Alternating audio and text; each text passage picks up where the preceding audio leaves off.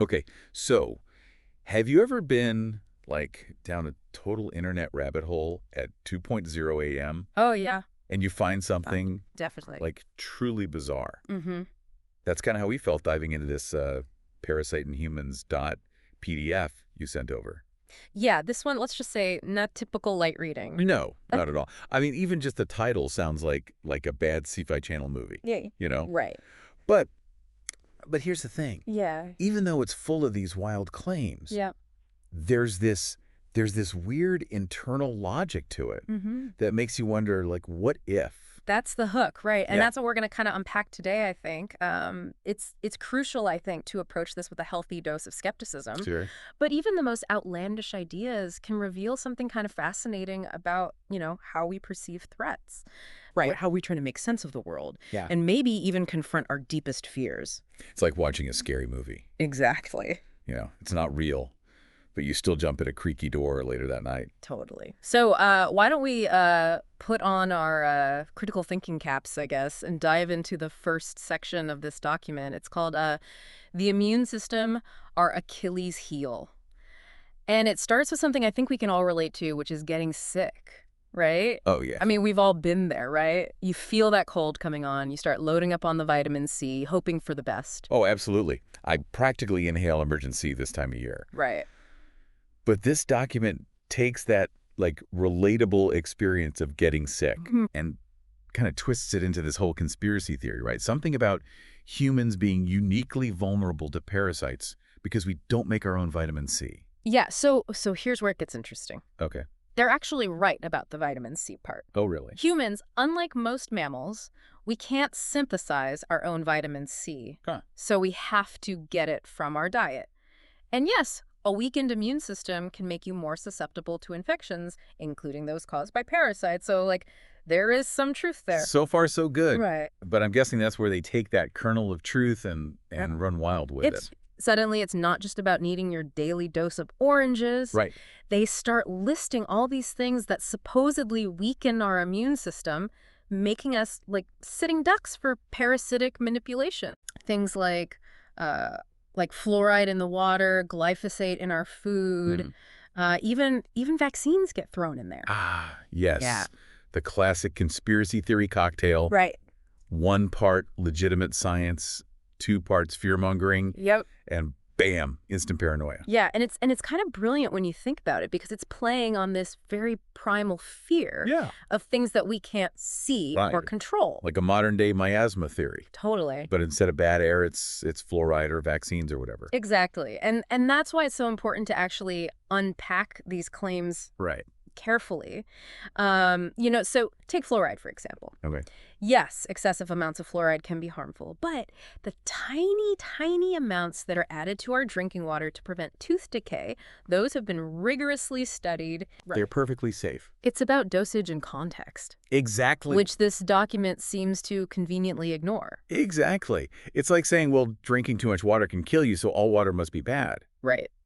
It's a tactic designed to create that fear and distrust, Mm-hmm. making people more susceptible to this larger conspiracy. Which I'm guessing is exactly what sets the stage for their next section. Yeah. The brain, puppet master, or just a messy room. Right. Because if our immune systems are compromised, then what's to stop these parasites from, setting up shop in our brains? Yeah.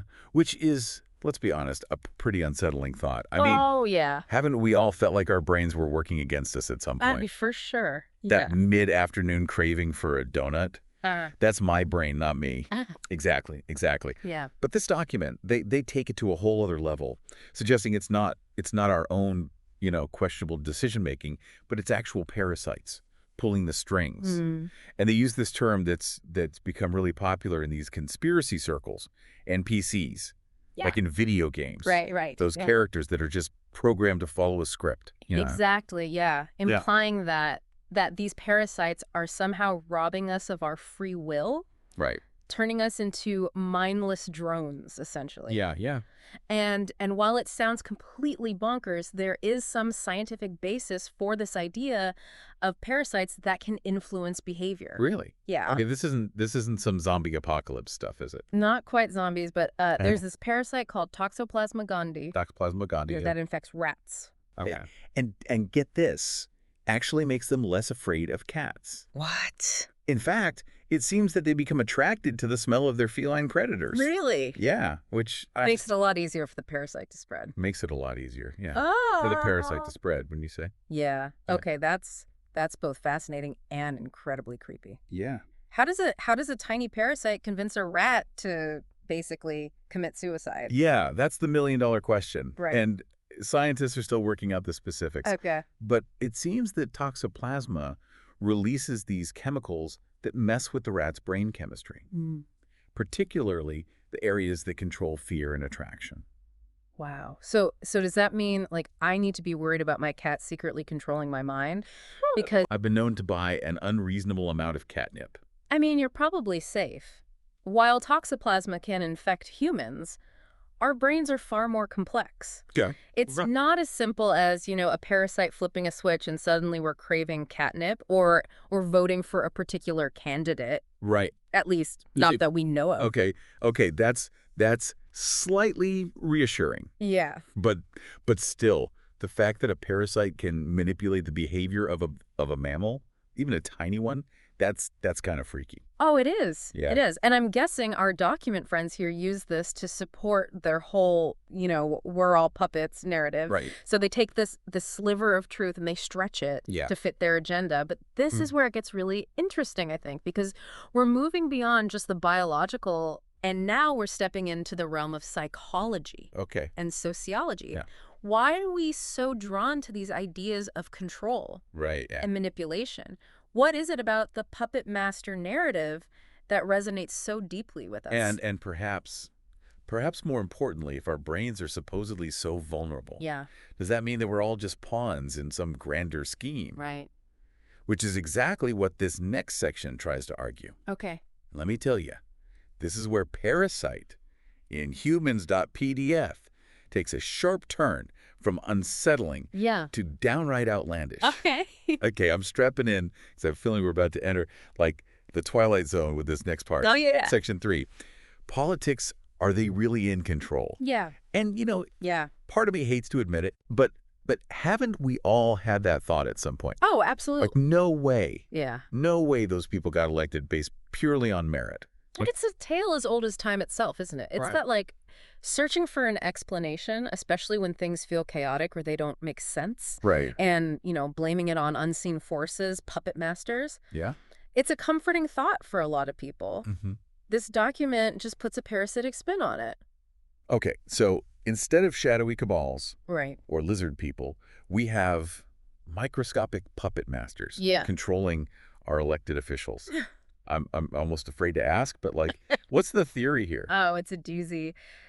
They actually claim that elites use these parasites to control both politicians and the masses to ensure that their power stays firmly in place. They even name drop real figures like Bill Oxley, for example, Okay. suggesting that he was a victim of a parasitic assassination, essentially. Whoa, hold on a minute. Now they're just throwing out some serious accusations here Yeah. with zero evidence, and frankly, it's irresponsible Yeah. and potentially really dangerous to be putting that kind of stuff out there. Absolutely. I mean, it's crucial that we call out baseless accusations and conspiracy theories, especially when they target specific individuals, right? Right. But instead of getting too lost in the weeds of debunking every single outlandish claim, I think it's helpful to kind of zoom out and look at the bigger picture here, because the idea of rulers being possessed or manipulated, that's a recurring theme Oh, for sure. throughout history, Yeah. long before this document came along. It's like that old saying, history doesn't repeat, but it rhymes. Yeah. Right. And when you think about it, I mean, there are tons of historical examples of leaders being seen as influenced by outside forces, you know what I mean? Exactly. Think about those stories of medieval kings being cursed, or Yeah. Roman emperors thought to be possessed by demons. Right. These beliefs had very real-world impacts, Yeah. leading to everything from political instability to, unfortunately, sometimes, persecution and violence. It's a stark reminder that these fears of hidden control. Of someone or something pulling the strings from the shadows, that's That's a really deep-seated fear. Yeah, it's deeply rooted in our collective psyche, right? And what this document does, I think, whether intentionally or not, is it taps into those ancient anxieties. Right. It dresses them up in the language of modern science, or at least a distorted version of it. Right, which I guess in a way makes it even more insidious. Yeah. Because it's one thing to dismiss something as pure superstition, Right. but when it's framed with this veneer of scientific legitimacy, Right. it does make it easier to get sucked into that line of thinking. Exactly. And that's why I think critical thinking is more crucial now than ever, right? We need to be able to separate fact from fiction, especially when it comes to something as complex and nuanced as scientific research. Well said. So we've got like shadowy elites, mind-controlling parasites, a healthy dose of political paranoia. Yeah. Where do we even go from here? It feels like we're about to enter the boss level of this bizarre conspiracy theory. Oh, just you wait, Okay. because this is where we meet the queen. The queen? Like, are we talking like royalty here? Someone needs to get this document a copy of the Crown stat. Not quite Buckingham Palace, but just as out there. Okay. Think more along the lines of like a queen bee, you know, or to use the document's own, shall we say, dramatic phrasing. Okay. The Queen of Heaven. The Queen of Heaven. Okay. We have officially crossed over into full-blown sci-fi territory here. So what does this Queen of Heaven have to do with our little parasite friends? Well, according to the document, she's the puppet master extraordinaire, you know. She's the mastermind behind it all. Oh, yeah. They claim she controls the parasites, using them to enslave humanity and create, get this, a parasite paradise. Wait, parasite paradise. They actually use that phrase. Okay, someone needs to take away that thesaurus because this is getting ridiculous. It's getting out there, but it's also where things take kind of a dark turn, isn't it? Unfortunately, yes. This is where the document starts to incorporate some truly harmful and offensive stereotypes, particularly toward Jewish people. And we want to be explicitly clear here. Yeah. We are not endorsing or validating those views in any way. Absolutely not. These are dangerous and hateful stereotypes rooted in bigotry, not fact. Absolutely. And I think it's important to call out that kind of rhetoric wherever we see it because conspiracy theories often target marginalized groups, using them as scapegoats for complex societal problems. It's a tactic as old as time itself, and it's dangerous. Yeah. It's harmful. It's classic blaming the other instead of addressing the real issues. Exactly. So how does this document even try to back this whole Queen of Heaven idea? Besides, the blatant bigotry. Oh, they cobble together this bizarre tapestry of misinterpreted religious texts, cherry-picked scientific facts, and, wait for it, pop culture references. Okay, now they're just messing with us. I would like to believe so. But this is where it gets a little tricky, because even if we can kind of laugh at the absurdity of it all, these ideas, once they're out there, they can take on a life of their own. It's a really good point. And even if we dismiss the specifics, right?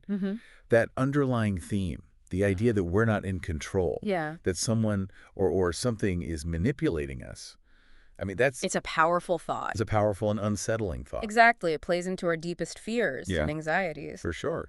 But I think it also reveals something really fascinating. Okay. About how we as humans try to make sense of a world that often feels random and chaotic. And speaking of chaotic, this document takes us from the Queen of Heaven straight into the fiery depths of, let's just say it gets even weirder.